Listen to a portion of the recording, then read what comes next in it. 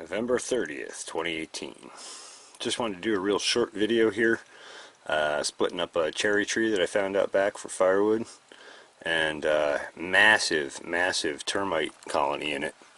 And so I've had to keep the wood out in the cold so the termites wouldn't get loose in the house, so to speak. So just thought it was really interesting how well these guys are able to carve out these channels in the wood. And you can see a bunch of dormant termites in there. This wood is pretty cold. I just brought it in. But look at the chamber that they hollowed out in there. I found these chambers and pathways all through these pieces of wood as I've been splitting them up. And I just thought it was interesting to look at this. I don't know, always when trying to mimic the natural systems, it's good to study the natural systems, and that goes right down to the micro and right back up to the macro. So just thought I would share this with my users. Always trying to observe nature and better understand her patterns.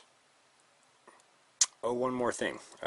Just wanted to say that Paul Stamets has developed a fungi which he patented, I believe, in Australia, and now has released that patent worldwide for everyone's use, using a fungi to remove termites from a house without using any toxins.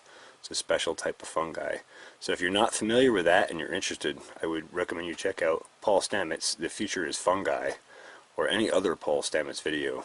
He's the lead researcher in mycology these days, and wow, some very interesting talks. That all ties into farming and gardening, of course. I won't get into all that right now. Anyway, like, subscribe, comment if you feel like it. Thanks for watching the Pharmacy Seeds Network.